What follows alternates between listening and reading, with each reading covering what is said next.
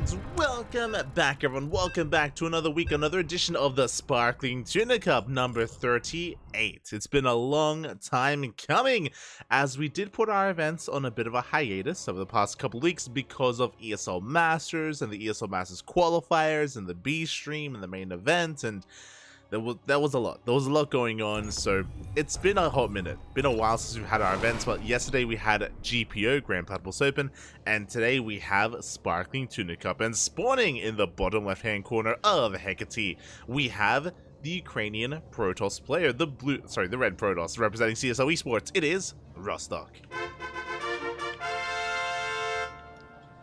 And spawning in the top right-hand corner, we have his opponent. We have... I should have double checked. I believe the American Terran. One moment here as I quickly just confirm that before saying the wrong thing. No, sorry. The Canadian. There we go. The Canadian Terran player. It is SpiffyBee. There we go. Ah, beautiful.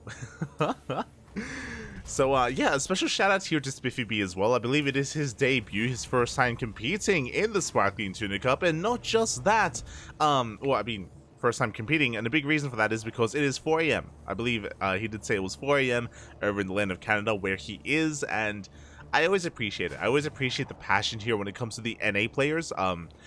This event, the Sparkling Tuna Cup, is catered a little bit more for the European and the Southeast Asian time zone, less so North American. So whenever we get like a North American player or a Latin American player, always a little love, always a little respect as well to stay up to ruin your sleep schedules to play in our events. So thank you so much. We do have other events like the Tenacious Turtle Tussle, which is more friendly for the NA region, as that's what it's intended for. But Sparkling Tuna Cup, this event is open to all. It is open to all regions, all shapes, all sizes, wherever you happen to be. The Tuna Cup will accept you. So that's also why, again, I appreciate it. Despite the bad time zone, despite the bad time slots, we get a Canadian player. Much love. Much love. Ooh, as we're getting into our openers here, and so far we do have a Rax Expand economic opener at a SpiffyBee. Meanwhile, Rostok back at home going for a gate Cyber Expand himself. So everything is looking normal for the normal here in the early game, but I'm sure everything will change once we get into the mid game here. Again, Rostok is coming in as one of the favorites here of the entire tournament, is of course one of the best Protoss in Ukraine, and we'll see how we're able to keep up here. Again, we do have quite a decent amount of Ukrainian representation typically here. We get Rostok, we get Gref, we get Night Phoenix as well. For now, a lot of those players are absent. I mentioned before, as Reaper does slip in and is looking to get a scout of the tech here. Reaper does barely make it past into the main base, does get eyes barely on the Twilight Council before going down. Hopefully SpiffyBee was able to click on it just in time to recognize what kind of build we're up against. Behind this, gases are being taken, expansions getting up and running, and we are going for a factory, a safety cyclone here in the early game. Not too bad, has been quite popular in recent times.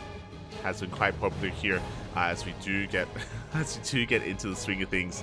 And yeah, I was just kind of trying to get at the fact that today we do have the Ursadai. We do have a little bit of a lighter sign up as well, exclamation mark B in the chat. We'll have a look at the bracket together later on, but I'm sure a big reason for that is because we were on a hiatus. Not just that, but also there was daylight savings in Europe, so it's 1 hour earlier than normal. On top of that, for the Europeans at least, and on top of that, also ESL Masters. ESL Masters is still ongoing, so there's still players that are competing in that, which of course wouldn't want to compete in the online weeklies and not so close to their playoff days. So yeah, I do understand the low signups this week, but I'm sure we'll get them back. We'll get them back in the coming weeks. I do want to believe as one adept goes down, the other will escape. 2 SCVs go down alongside some lost mining time here. So not bad from Rostok. Getting quite a lot done back at home. It's going to be a 2-gate blink opener into a third base. Very economic. It's blink, yes, but only 2 gateways. We're really only just securing ourselves here on our for our economy, and we're getting a much faster third. So a very, very standard build, a very economic build here from Rostok. As a result, he's going to be giving SpiffyBee a lot of breathing room, a lot of time to himself here to try to settle himself into the mid game without too much issue, and we get to see what he's made of. we get to see what SpiffyBee can bring to the table. For now, additional Raxes are on the way. It's going to be a 3-1-1 setup. Pretty standard setup here on 2 bases. Really, I'm looking to see where we go from here. Looks like a mine drop is under the works. Another medevac on the way, as well as 2 widow mines are going to be sent out. As they get sent out, here come the stalkers here on the front lines. Going to be threatening a dive into the natural base. Marines are getting picked off one after the other. Oh my god, 3 Marines already. Boys being pulled preemptively here to repair, to keep this bunker up and running. Remember, it's only a 2-gate opener, so these stalkers are just designed to pressure. They're not designed to really kill or really push into any of these bases. Of course, SpiffyBee is still in the dark. The mine drop is going to give him a little bit more scouting information. A little bit. As we do have high ground vision, Rostok, he can blink into the main base. He's getting a little bit adventurous, but he does dive in. He is looking to delay even the 3rd CC. At the same time, in comes the mine drop. No reaction. Ooh. 10 workers do go down, but at the same time, SCVs are also falling. This was an insane amount of damage to get 10 workers and to save the widow mines. Really nice mine drop, but I can't say the same about his defenses back at home, because that is 11 SCVs going down. This tank is late. It finally does come up, but we hug the tank. No! We hug the tank. The tank goes down. Repairs are too little too late, and are we gonna even force a cancel? Not quite, but Marines are still getting picked off. Finally, we get this back up and running. We scan. We see the observer. The observer. Oh, can we get it? We will. We can. Observer goes down. And even though Rostok did take a lot of damage, is looking fine across the map here, because he was able to deal so much in the counterattack. 14, 15 SCVs in total. A tank, a delay on the CC. Even more lost mining time, and now SpiffyBee is in a really rough place. Now he is going for another drop into the main, but stalkers this time are in position, and this time Rostok is paying attention.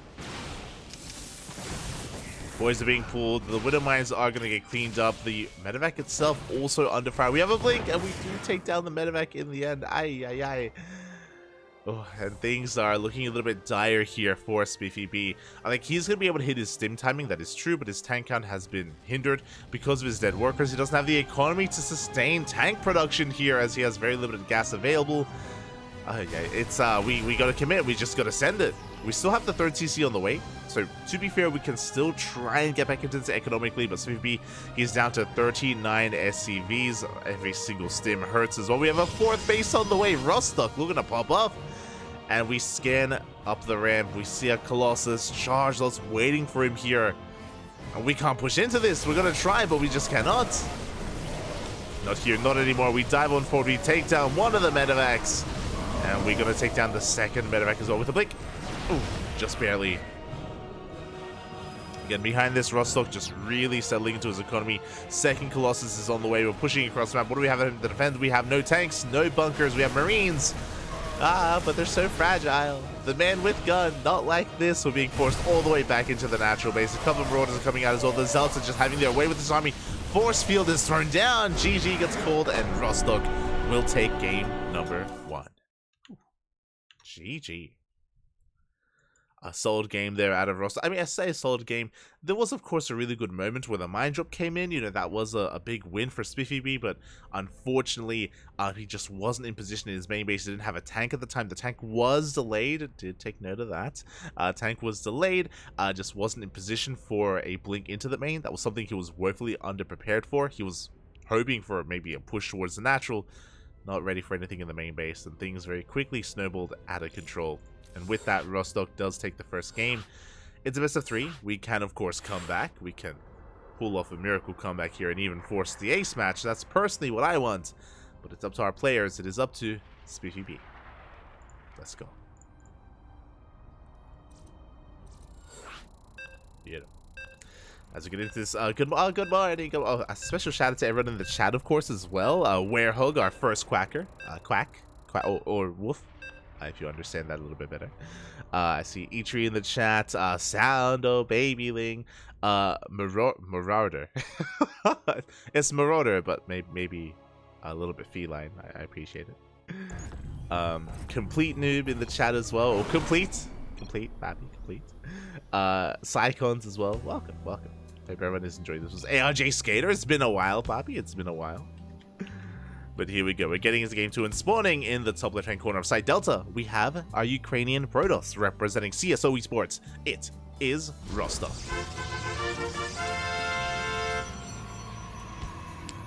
And spawning in the bottom right-hand corner, we have his opponent. We have the Canadian Terran, representing himself, and also Oliveira.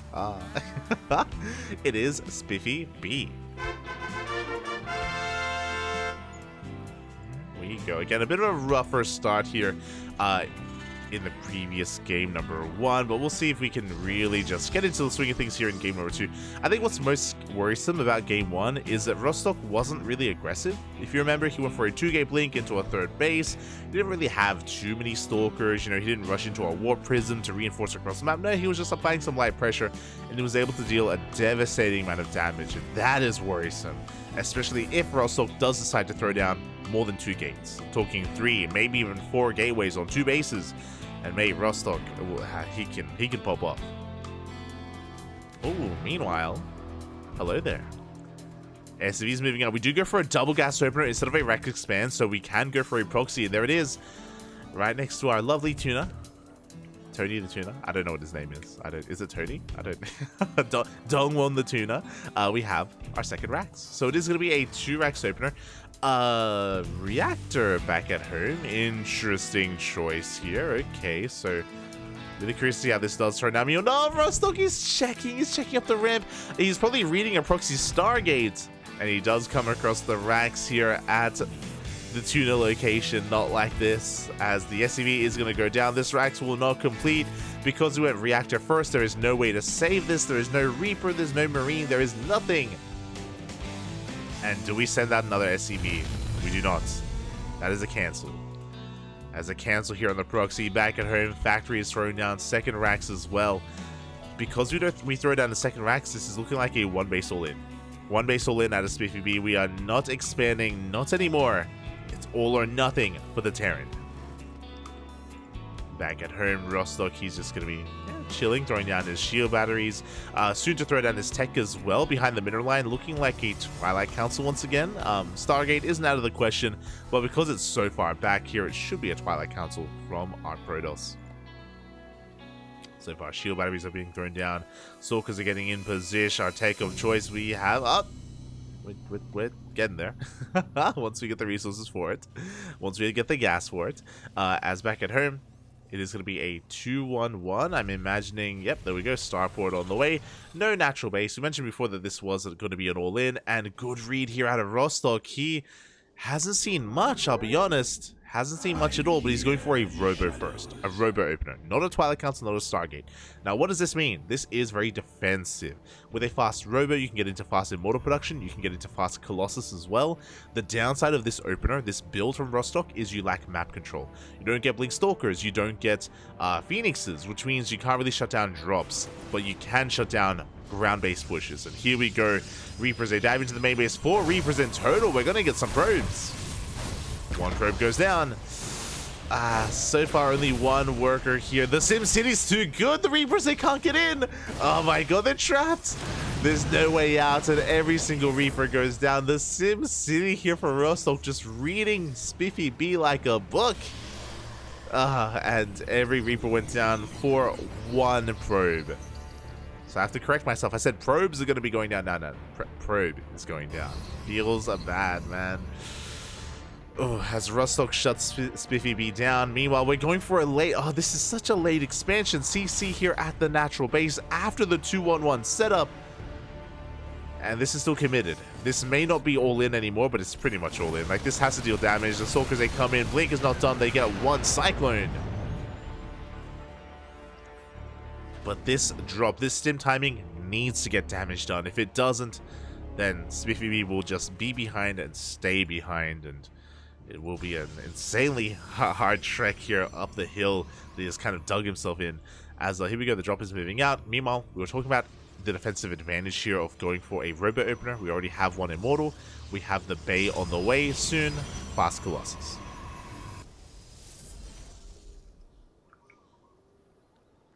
Here we go, the drop is making its way towards the third base. We do come across a probe, and we can potentially delay the third, but I don't think we really care about the third. We want to go straight into the main. Nope, never mind.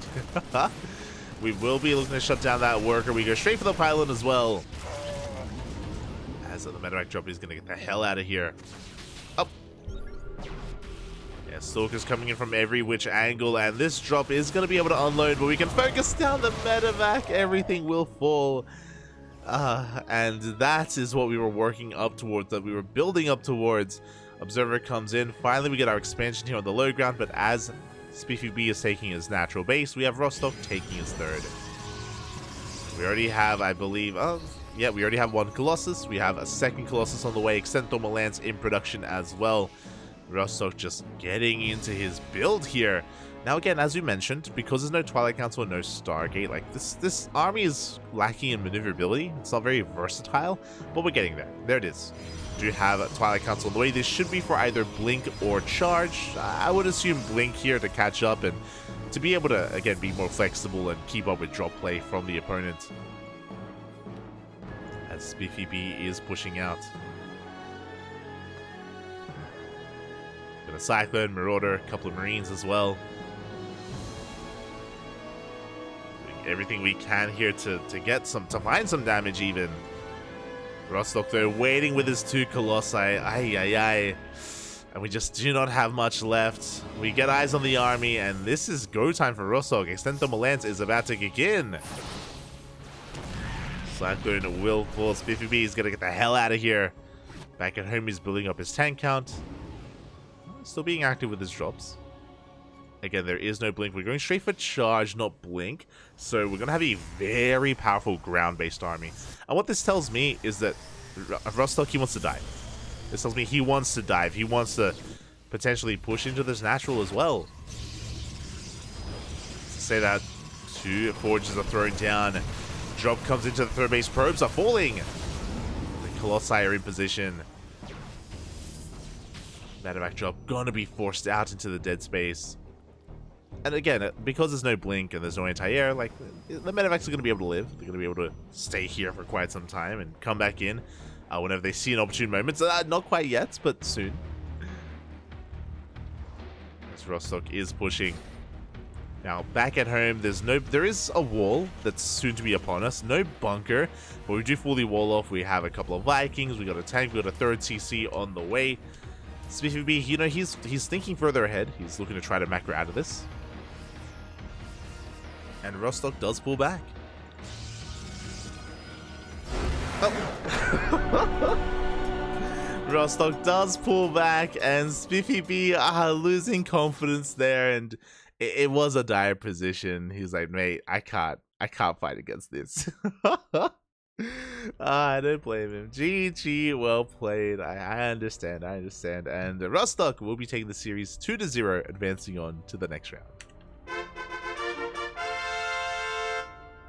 GG. I can understand it can be very demotivating having a start to the game like that. SpiffyBee, like, he started with a proxy, went into a one base all in, looked to expand, and again, from the failed proxy essentially, and from the decision to go for one base all in, he was behind, and the all in didn't really come into play. Did not do enough damage, did not snowball the way that I'm sure SpiffyBee wanted it to, and just like that, Rostok will take the series. But as I mentioned before, a big shout out to SpiffyBee as well, because hey, you know, a very rare sight to see a player from North America compete in our events. Doesn't happen too often. Every like couple of months, you know, every like 10 weeklies, we get like a trigger or something signing up, if that. So yeah, I appreciate it. Big shout out to SpiffyBee. Much love, and with that, Rostok will advance on. He will advance into the next round. And I am going to be hopping servers because we have our next matchup.